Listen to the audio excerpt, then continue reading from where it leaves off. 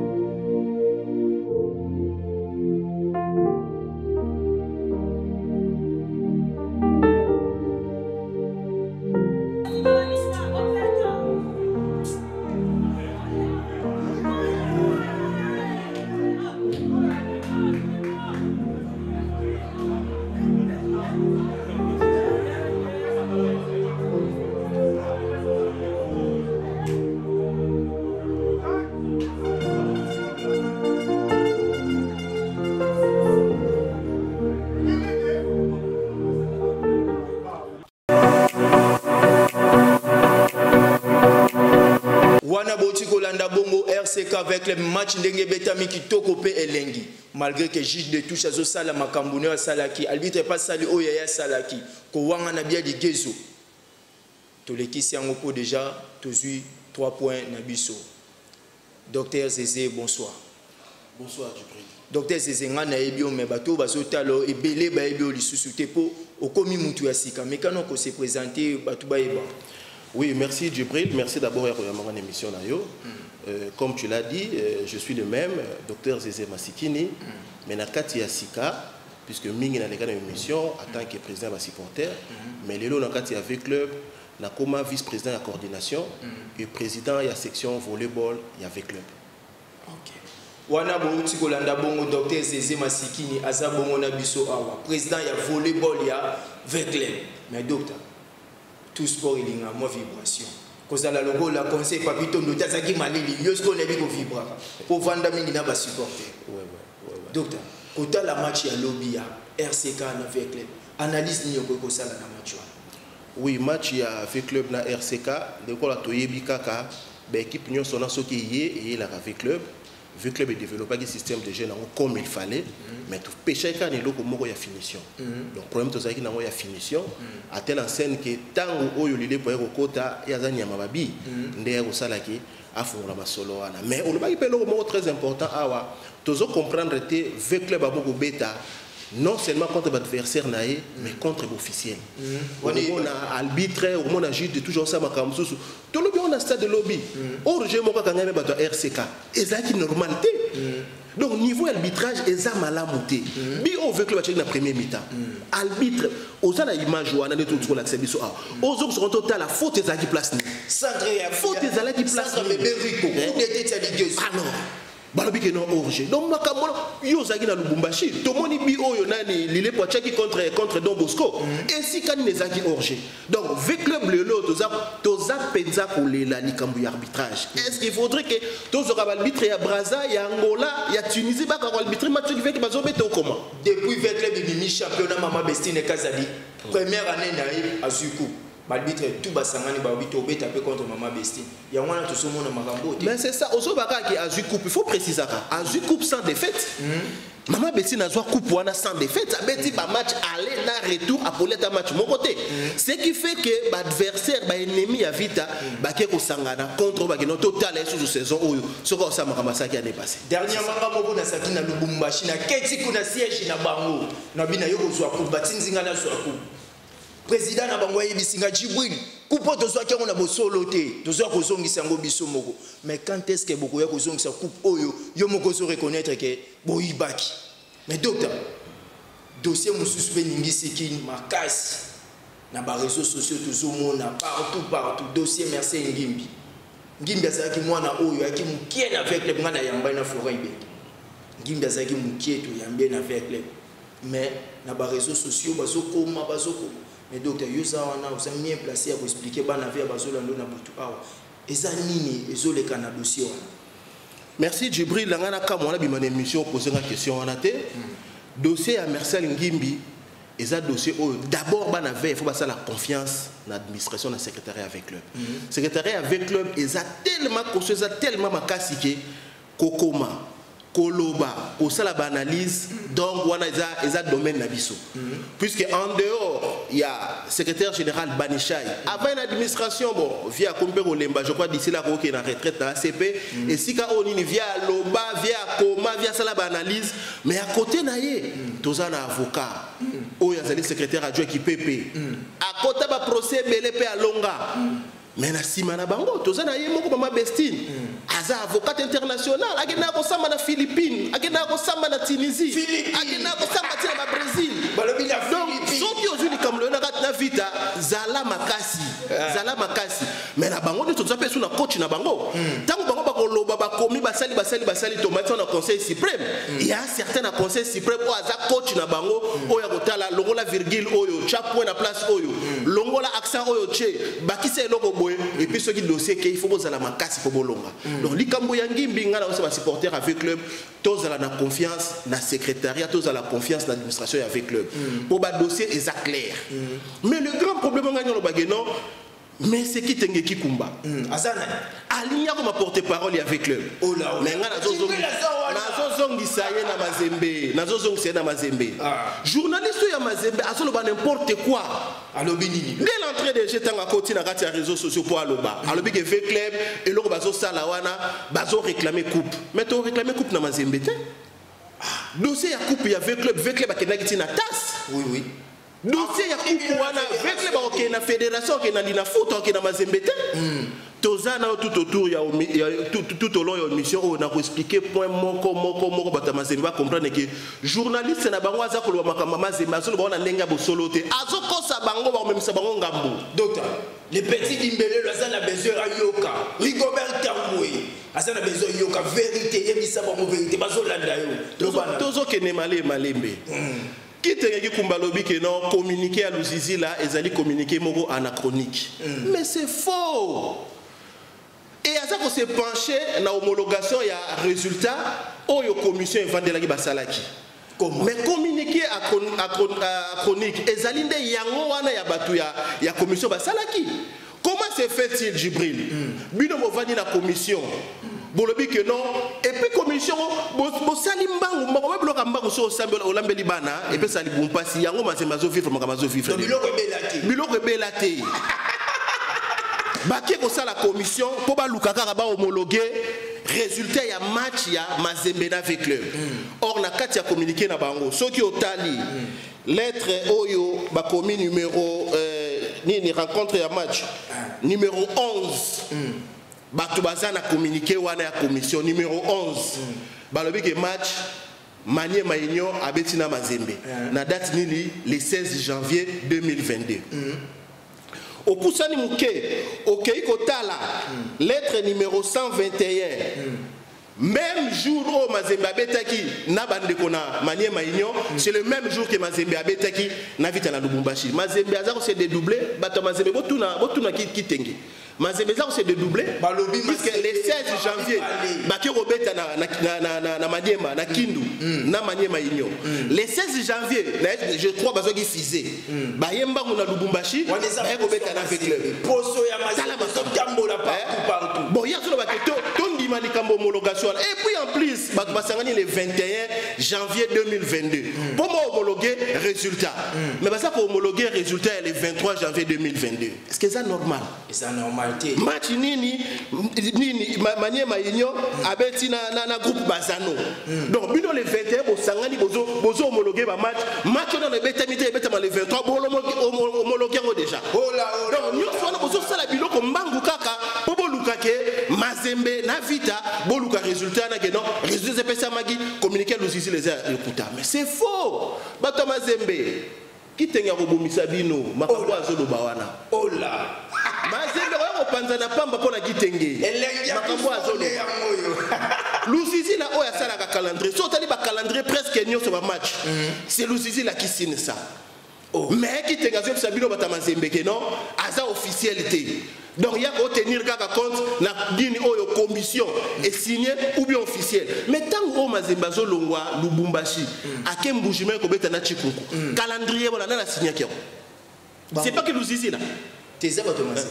Tant que longwa Lubumbashi ake ko beta na Maniema na Kindu. Calendrier na signature. Et ça nous ici là té. Et alinga ko sabino bata Mazembe que non, nous ici là c'est officialité. Akobo misabino bata Mazembe. Oh là. Ce qui botiki journaliste na bino oyo kitengeki kumba. Mazembe ko un problème sérieux. Naza wana répondre à ma question na yo puisque on ezaka e bandeli. Mais to ko ta fond ya ba dossier na ko bisa o ke no makambu nyonso azoba na réseaux sociaux wana azobo mande Mazembe. Mais bazolo bake ndenge to zo mona ngana zo tala kaka réseaux sociaux bari mais ke binope masomba ki merci ngimbi na Maniema non na Vita. Docteur au moins il y a un peu de ligne là c'est réservé pour na pesa bango pe ba réponse té makambaroloba. Vous comprenez? Puisque le dossier est clair, c'est les réseaux sociaux. Et ça clair. Article 4 il y a transfert oyo et longoli merci ngimbi na V-Club et tindia da manière mais ça clair. Yo lobi wana monaki merci denga yaki na V-Club. Oui oui, ba image pesali. Et il benga lobi que non moi na oya ebi ndembo. Mais vite les longs ba parce que ta ndembo na kati ya vite moi na ko attend de jeter.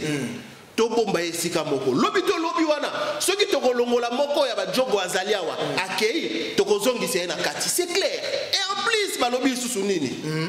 Soki manier mesika zobeta kuna effectivement eloko otike kitenga zoloba bango ba mona ki merci na Maniema. Oui, nous sommes d'accord. Mais ba prévoya ki eloko wana. Soki mutu moko amoni jogo oyo kuna na Maniema et ki azana posa na ye azonga na Vita. Aya kosolona ba ya Vita. Oyaka ko bala ina ndakuna. C'est ce qui s'est fait. Allez mavudi yaka ko. Eloko wana Djibril solo beza solo. Bio moni mwasi na balabala. Olobi ke obala ye. Mwasi na vanda pas noko na ye. Afana ke pa ya na ye. Mais pour obala il faut que de pas parents na ye. Tout le monde na monoko nini. Loko na Djibril ka wa ke tout le monde na monoko nini. Wa ke ko bala pas ba parents. Il faut que de pas parents. Et puis eloko wana. Ya solo ba ke non ba sombi abonné du fort. Mais non. Abisa biso likambo oya zola abike non Vita asombi montre na balabala montre za ya yete. Mais na koyebisa o Djibril pona likambo matutala wana Vita zaki na bonne foi. Tango azu montre wana ndenge ya zoloba. Vita ke na la police. Aki ko dans la police. Est-ce que ça na plainte moko contre les chroniques et mutabu saki montre pour to somi montre to nito lata. Et ça te que muto ya lobi ke non montre o ezalaki yangai. La police le bagine. La police atali alobi te. 5 ans passés, tout le monde a déposé plainte contre les polices. La police est allée fédération. Vite à cela qui humble. Et l'autre bigi si biso yango wana. Vite à cela qui humble. À qui la fédération retourne la question. Et fédération a répondre biso. Bango na Mazembe. Tant que bazu ngimbi. Barabi ke ngimbi a zaya Maniema. Ba tuna ki fédération. Ba tuna kite. Et puis Maniema yebisa ki bango. Bokende ko négocier na Vita. Orgueil kitenge ki kumba. Orgueil na ye. Audace, non. Qu'est-ce que V-Club va faire de Mazembe? Ils sont au Kenya, Robert Isaïe. Il y a Messi qui t'engueule. Et qui peut ça? Et l'homme eloko moko nazo bato benga o manager o monde ba mekie na moi management ya kosomba joueur o monde eske kangami bango aza na journaliste toyebi azaki na RTNC a démission ba sengi soki mise à disponibilité a na digital poza aki DG kuna Mazembe azue comme journaliste na bona Mazembe aza manager d'autre part mais c'est Frédéric Azan a besoin d'un journaliste avec club t'es porte-parole avec club pour comme le bela que non va supporter ba fanatique avec club il faut ba toi faire une information il y a que ça une information avec club mais biso ba routinier tozali tu veux qu'on peut cette information avec les batailles à contre-temps. Makambo eza ya solo pour vérifier on a mikanda. Tu vois qu'on a beaucoup le kutate. Marcel Ngimbi tangu basali dossier wana na mukanda ba komi il y a 5 exemplaires na kati ya dossier wana.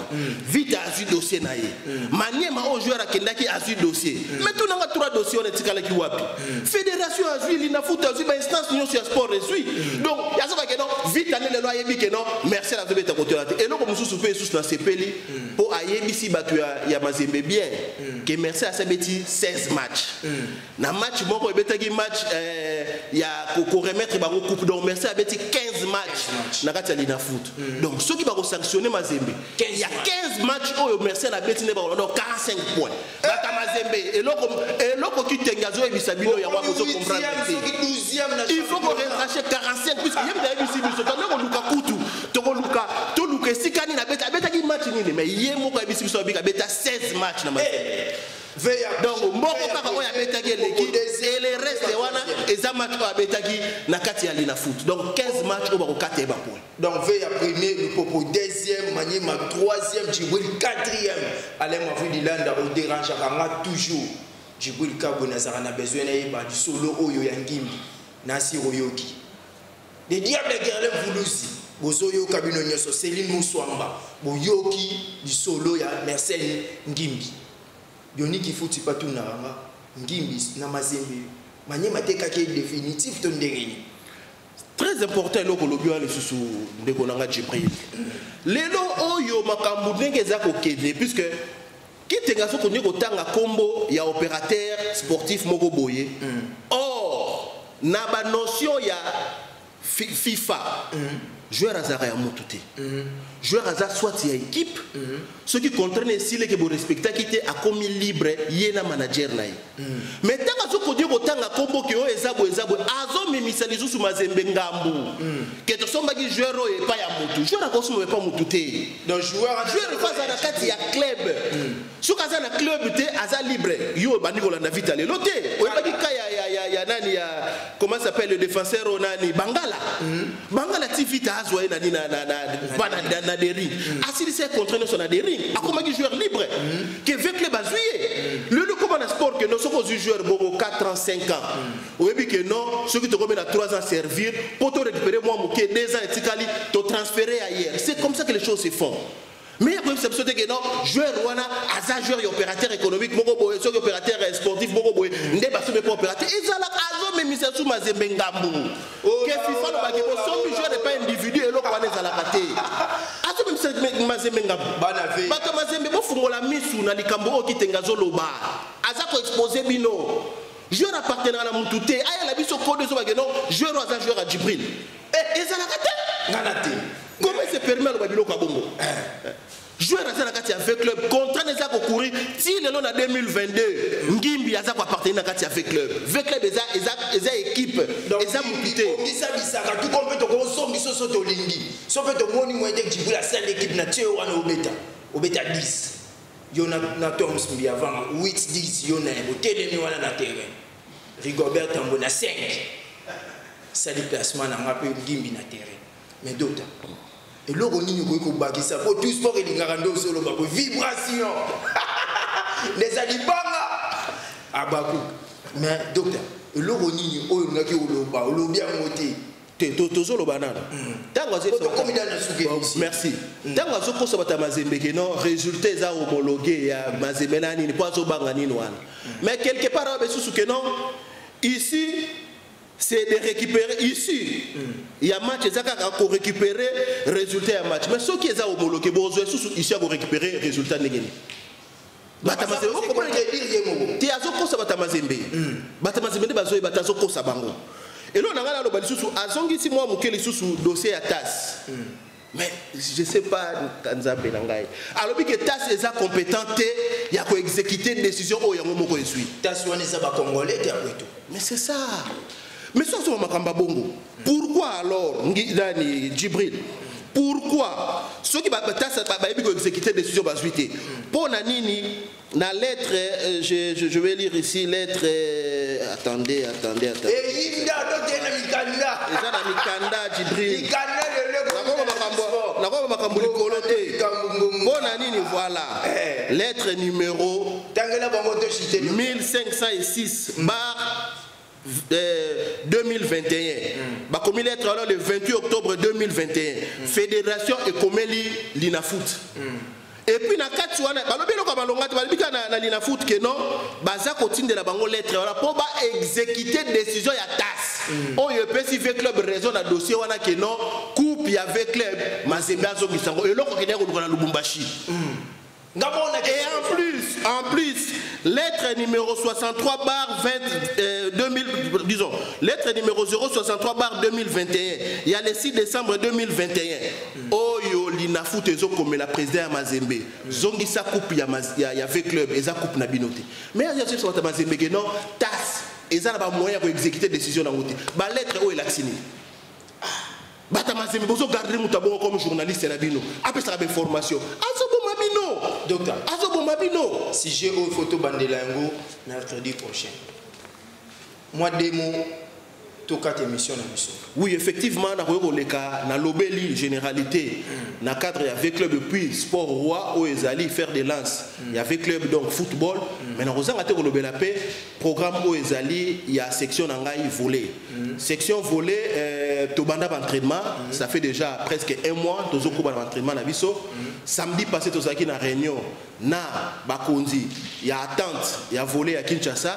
Oyo ensemble toyoka biso que non compétition na biso ya voler na ville province ya Kinshasa ezo banda le 12 février. Donc naza ko senga na ba joueuse naza ko senga na ba comité o baza na kati ya voler ba tunyoso ba bika ko soutenir voler ba ya ko assister ba joueuse na ba entraînement et puis ba yebaki les 12 tozo banda compétition na biso V club eza omnisport V club eza club o eza na ba supporter ko ne ba tunyoso ba tubaya ko pesa maboko ko tala pe ko kumisa équipe ya voler chaque fois que toza na match et au merci. Un grand merci na binonyo sobozala ki ebele ya kolanda tout sport na butu ya lelo. Na ebike bo sepeli na lobaki na mlobo bimisa bakani na ebike bo komi déjà. Bo zui ba sujet ya bo beta na ba émission, bo zui ba sujet ya ko tonga. Bo sala ba fait kodi. Pour tout sport ndebe sava vraie information. Tozaki bongo na sima ya caméra na alema vidi landa o esala ki wana ya maze. Tozaki bongo na bionique mfuti ya tout sport. Ceux qui sont dans la kitoko exactement le Toms Mwanza. Mais ceux qui vont monitor Kabwaza pour varier ma plan. Tech. Et ça dit bon les diables Gerlem Voulouzi. Misapine ya talo azo sala son et azo ko mixer le cola mutazo sala son et hérité Watanabe. Mais aussi azo mixer image ya Djibril na tout sport. Tozaki bongo na Toms Biavanga pe azaki wana pour aller là na tout sport. Azamu to dragon mais akoma mutuya tout sport. Un grand merci na DG Yannick Kimbuta na confiance et puis chance pour za ko pesa na tout sport. Un grand merci na Rigobert Tambwe Real ya sport ya King 24 télévision. Mode émission boyebi. Libanga mais docteur Zezé Mutakozongi sana banda ku docteur Balobara Abakuk. Faut pas ça. Il n'a pas ça déjà quoi. Abakouk.